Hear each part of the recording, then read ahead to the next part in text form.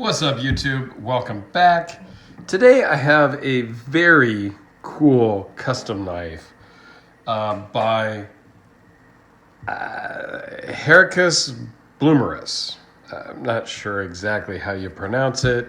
Here's his card. He's out of South Africa.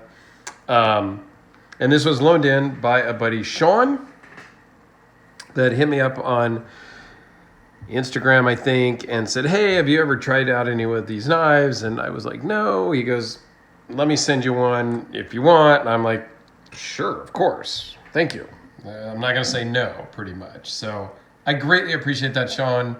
This has been a very, very cool piece to get to handle and get to know a little bit about the maker, who I wasn't that familiar with at the beginning, I will be honest. So let's dive into the specs, and I've got some notes and whatnot. It's 4 5/16 inch closed. This is a custom. These are handmade in South Africa, 1 by 1 by 1, and you can absolutely tell. The D10 on this is perfection. I wish I could convey the feel of the action through the camera. It is magic. Overall, it's 7 3/4 inches long. The blade is 3.4 from the edge of the scale to the tip, and the edge length is 3.25. It's out of M390 steel. The blade thickness, or should I say thinness, is just 0.109. Probably one of the more slim blades that I have had on my channel, because as those of you that watch regularly know, I am into the big overbuilt knives, and this is not a big overbuilt knife.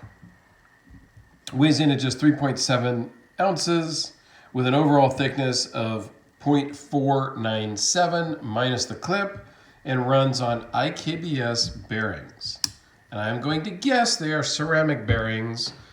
It does not say in any of the stuff I have, but the way at least Todd Begg does it, and that's kind of all I've got to go by, is because there's a ceramic ball in the pocket clip, that's what Todd Begg and Begg Knives denotes as their ceramic bearings.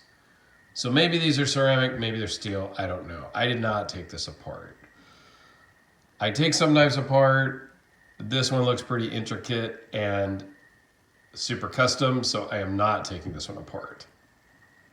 So it has a textured zirconium bolsters. So we'll just kind of zoom in here so you guys can get, let's just go flip it open. And it's super smooth. It's like it doesn't take a lot of pressure. You really are just tapping it. Like there's no pressure. It's just a tap. And it flies open. So a really nice finishing on the blade. A little bit of branding there and some fingerprints. Because, it's not the same without fingerprints, right? Zirconium bolsters. Marbled carbon fiber scales. That's just beautiful. I'm into carbon fiber. What I think is really cool is that the backspacer is M390, just like the blade. I think that is a cool touch for all you knife makers out there to have the backspacer be out of the same material as the blade. Beautifully blue anodized titanium liners. 3D milled titanium pocket clip. They even got the blue anodizing on the inside of the backspacer with this very cool kind of milling. Another zirconium bolster and the IKBS. And it's a liner lock, which is fantastic. And just a very nice blue anodization on that. I think it's beautiful. It fits really well in my hand. For being on the little bit smaller side for me personally, because I'm into that 3.5 plus blade length as a personal preference, this one fits perfectly in my hand. I could totally carry this. It's smooth but not drop shutty. And just beautiful. It would be more beautiful if the lights weren't so shiny off of the blade, but that's okay. So there's one little negative for me. Not even a negative, more of a nitpick maybe. I don't know. The pocket clip works fantastic. Okay, I've been on a pocket clip issue lately. The only problem with this for my hand and my thumb is there have been a couple of times when I have activated or released the lock bar that the fattiness, the fat tissue of my thumb has gotten between the liner and the scale. So it's gotten in that groove right there somehow where it's kind of gotten pinched between the liner and the zirconium scale. I've still been able to close the knife, but it's kind of just barely caught the skin off of my thumb. Hasn't ripped it off or anything, but it's noticeable how right there it kind of grabbed it. I didn't do that on purpose, but it's kind of grabbed my thumb. I'm tugging on it a little bit. So I got to kind of open it and then I can pull it out. So that's happened to me a number of times. I honestly did not try to do that right then. But other than that, it's just really fantastic. So let's do a couple of size comparisons while I talk a little bit about the owner, Herucus. And forgive me if I'm saying it wrong. He was always into knives as a kid. Back in, it was 98, I think it was, that he made his first knife. I don't know how old he is. But back in 98, he made his first knife, and he absolutely loved it. He wanted to learn about liner locks, so he took a class from Andre Thornburn, another amazing knife maker. This is the Spyderco Delica. And after he took that class with Thornburn, the Andre Thornburn family and Herucus family started becoming friends, and they have been working together and learning together and teaching each other until now, I guess. In 2000, he was inducted into the Knife Makers Guild of South Africa. And he's really big into, the look and feel of knives. So he wants a work knife to look like a art knife, basically.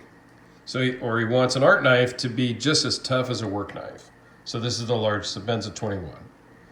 And I think he totally nailed it with this knife. It is a piece of art that also functions really well.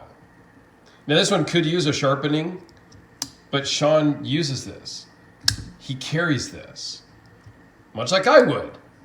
Yeah, it's, a $600-700 custom, but most of the knife makers I have talked to before I even started doing YouTube and after, they want you to use their knives.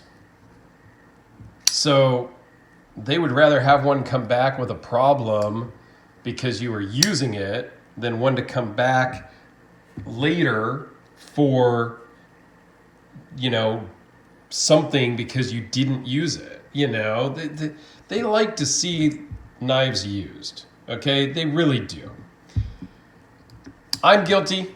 I have some that I don't use. I'm not gonna lie. But I do still carry some of my more expensive customs. And, I pretty much carry everything I've got. I don't use them a lot because, again, I work in an office setting, work at home, and when I'm going outdoors, I take an outdoor knife so that I can get scratched up, it can get abused or whatever, and I don't worry about it. So I would not take this to go out to the beach for the day or to go camping. I would take a Spyderco. I would take the Curtis Cruise maybe. I would take I would take something that isn't as nice, and I still would use and carry my knives. So I think this is a fantastic example. He makes a bunch of other models. And my buddy Alex from Alex's Knife Box, he is big into the South African makers. So if this is an indication of what you get out of South Africa, I may have to have Alex send me some of his to review, and I may jump on the South African bandwagon and pick up some for myself, because this is just a beautiful knife that works and I could totally carry every day. And one thing I do like about this one, I don't know what he did to the zirconium, if he blasted it or what. Typically the zirconium that I'm used to having shows fingerprints like nothing, like the 523. Let me just wipe it off first. So these are 2 zirconium bolsters. So this is much more matte finish, and that's maybe it right there. It's the first matte finish one. Doesn't show up anything. This one, you'll start to see them. Maybe not so much in the camera, but yeah, you can see it there. Lighting's kind of weird, but so I like the matte zirconium. I like zirconium. I just don't like the fingerprint magnet of zirconium usually. So anyway, I greatly appreciate you guys watching. I know I kind of rambled on a little bit there at the end, but I think this was worth talking about because it's just a fantastic maker. This is some great work for that $600-ish, $700 range. Every single one is different because they're all handmade. So you probably can't reach out to him and order one exactly like this, but you're going to get that same level of quality. And that's why we buy from custom makers, so that this one isn't like my buddy's other one, and the third buddy's, they're not exactly the same. Similar, they're all the same model, but they're all different. And that's what we like, right? So anyway, thank you everyone for watching and hanging in there till the end, because I'm sure you did. Have a great day. And as always, please tune in tomorrow because there will be more to come. Thanks all.